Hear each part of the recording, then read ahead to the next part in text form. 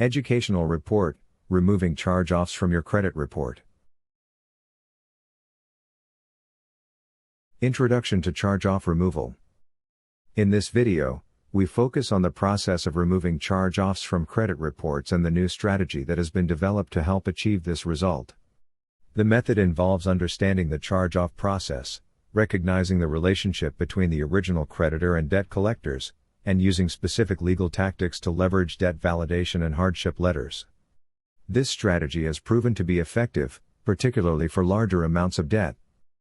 Footnote: a comprehensive strategy involving legal tactics and clear communication can help remove charge-offs from credit reports, particularly for large amounts of debt.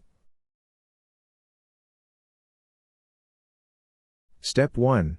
Understanding charge-offs. A charge-off is when a creditor writes off a debt after an account becomes severely delinquent. This means the debt is transferred to a different classification on the creditor's books, but it still appears on your credit report.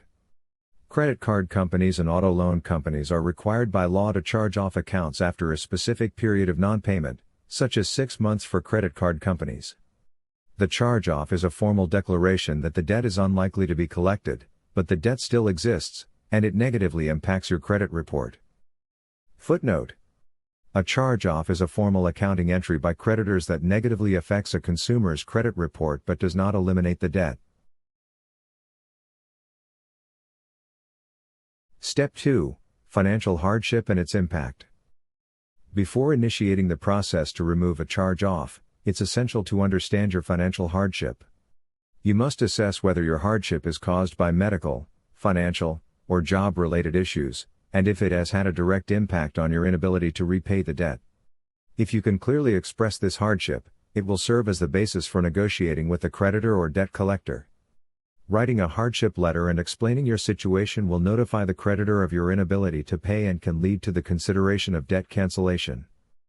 Footnote: explaining your financial hardship clearly and in detail can strengthen your case for negotiating debt cancellation with creditors or debt collectors. Step 3. Identifying the relationship between original creditor and debt collector. It is crucial to determine the relationship between the original creditor and the debt collection agency.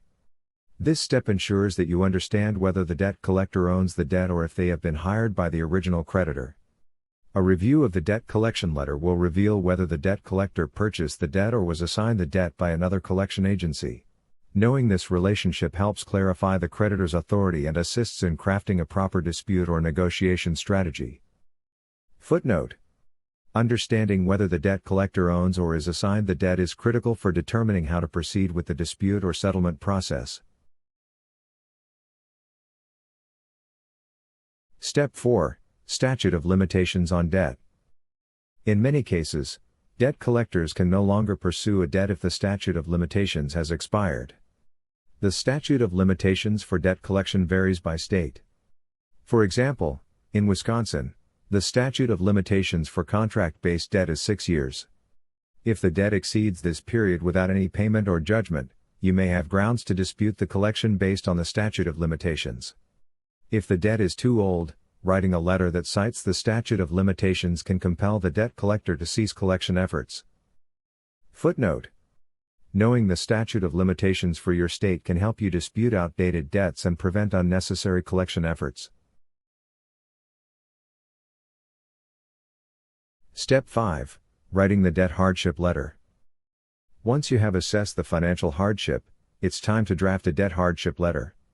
This letter should outline your situation and request that the debt be forgiven, particularly for larger debts exceeding $5,000. The letter should clearly explain why you cannot pay the debt and propose a debt cancellation via 1099-C.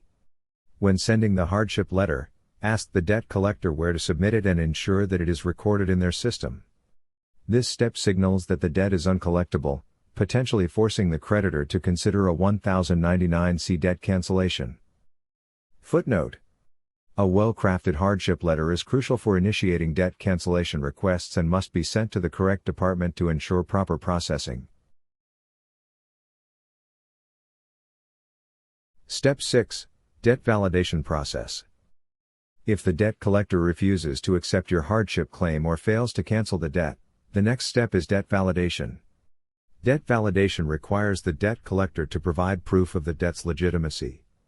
This involves requesting the original contract, payment history, interest rate disclosures, and other relevant documents. If the debt collector cannot provide these documents, they are legally obligated to cease collection.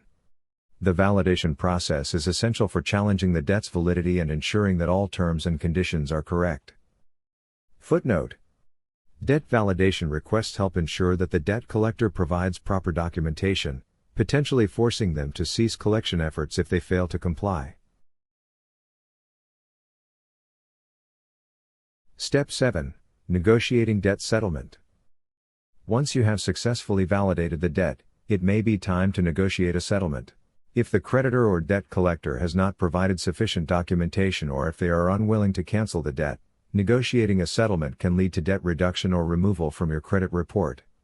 Always negotiate to have the debt removed from your credit report as part of the settlement agreement.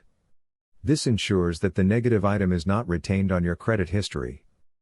Footnote: Negotiating a settlement to remove debt from your credit report is a powerful strategy to clear your credit history while resolving outstanding debt.